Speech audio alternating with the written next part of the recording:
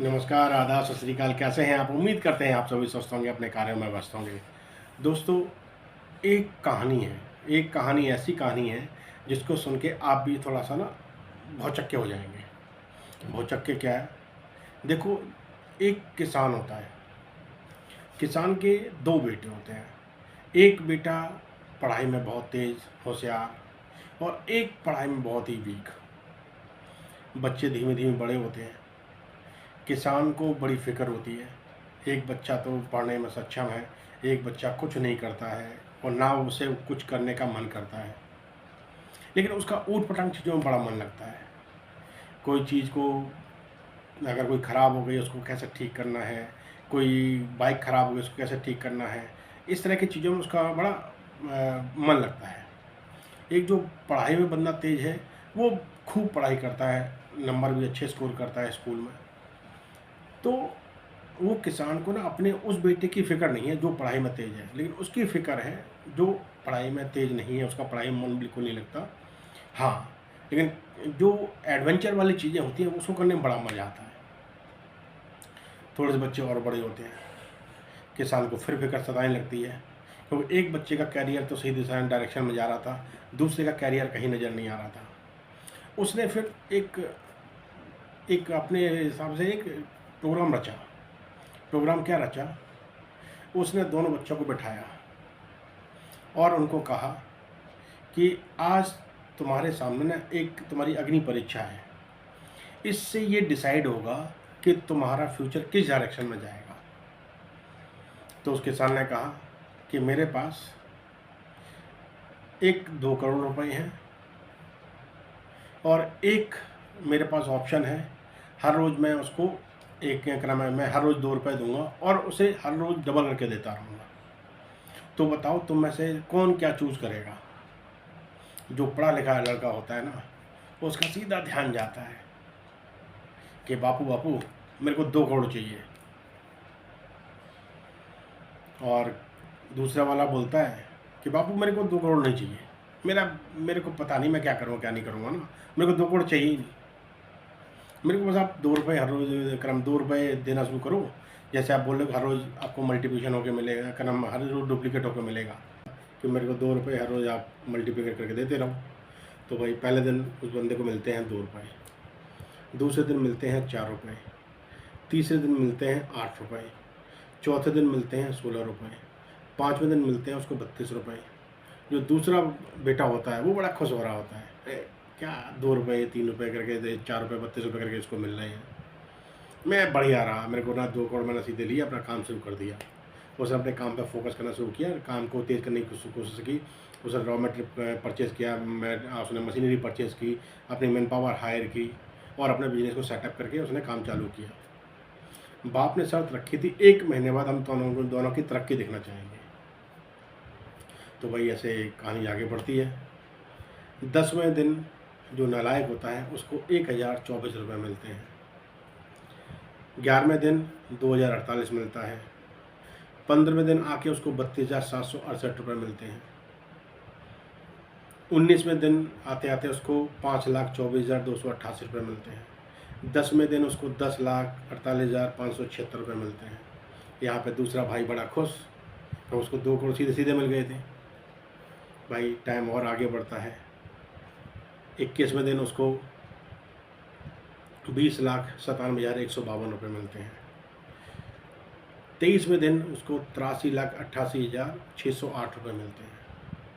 24वें दिन 1,67,77,216 रुपये मिलते हैं। 25वें दिन उसको 3,35,54,432 रुपये मिलते हैं। और टाइम आगे बढ़ता है। 27वें दिन उसको जाके 13,42,17,718 रुपये मिलते हैं। 28वें दिन आते आते उसको 26,84,35,456 रुपये मिलते हैं। 29वें दिन उसको जस्ट डबल होके 53,68,70,972 रुपये मिलते हैं। इस स्टोरी का पर्पस सिर्फ इतना है, अगर आपने अपने दिमाग के अंदर कंपाउंडिंग का बेनिफिट बिठा लिया, कंपाउंडिंग की वैल्यू बिठा ली, तो यकीन मानो आपका जो फंड का ग्रोथ है ना, वो एक्स्पोनेंशियल ग्रोथ होगी।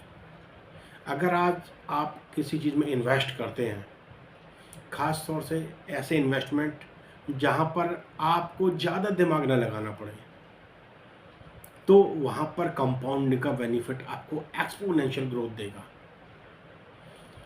जैसे यहाँ पर इसको डुप्लीकेट होकर इसको पैसे मिलना शुरू हुए थे, 1 महीने से पहले पहले बंदा करोड़पति से ऊपर चला गया। ये तो सिर्फ एक एग्जांपल है। अगर आप इन्वेस्टमेंट करते हैं और उसको लॉन्ग टर्म में करते रहते हैं, तो जो डुप्लीकेशन यानी कि जो कंपाउंडिंग का बेनिफिट आपको आएगा ना, इंटरेस्ट के ऊपर इंटरेस्ट, वो आपकी एक्चुअल वैल्यू बनाएगा। यहाँ पर ये बिना कुछ करे धरे इसको एक्सपोनेंशियल ग्रोथ मिलती चली जा रही थी। दूसरी तरफ ट्रेडिशनल बिजनेस जिसने स्टार्ट किया था 2 करोड़ रुपए लगा के, उसको मेहनत भी बहुत ज़्यादा करनी पड़ रही थी और उसकी वो ग्रोथ नहीं ले पा रहा था, क्योंकि उसको बिजनेस की समझ नहीं थी। उसने काम तो स्टार्ट कर दिया लेकिन उसको समझ नहीं थी। वैसे ही एक साधारण इंसान को, जॉब करने वाले को इतनी बिजनेस की समझ नहीं होती है।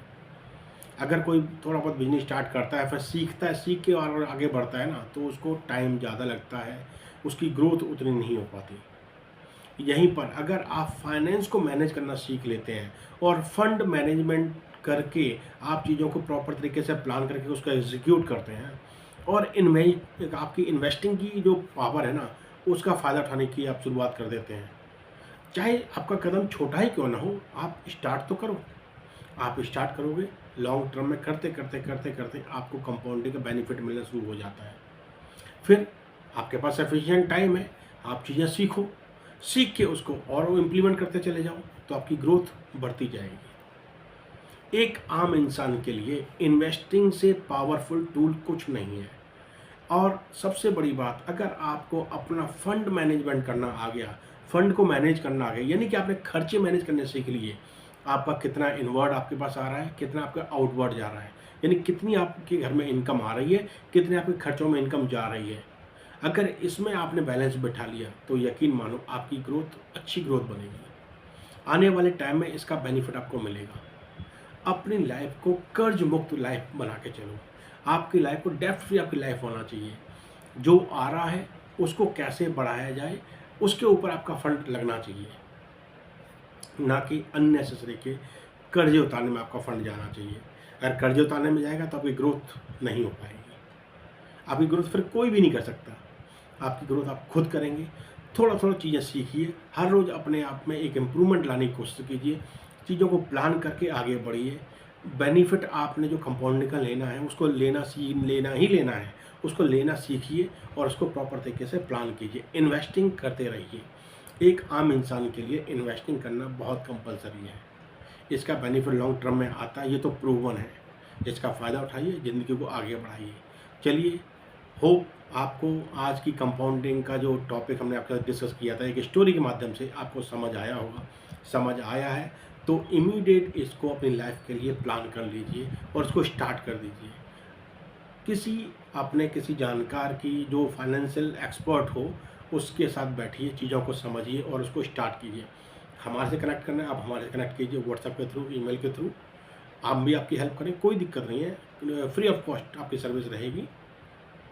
तो आप चीज़ें कीजिए, हमसे नहीं तो आप किसी जानकार से कीजिए, लेकिन कीजिए उससे जिसने अपनी लाइफ में कुछ वैल्यू ऐड की हो, जिसने अपनी लाइफ में कुछ ग्रोथ की हो। और सबसे बड़ी बात, आप अपनी एसोसिएशन वाइसली चुनिए, अपने टाइम को सही तरीके से मैनेज कीजिए, अपने टाइम को वेस्ट मत कीजिए।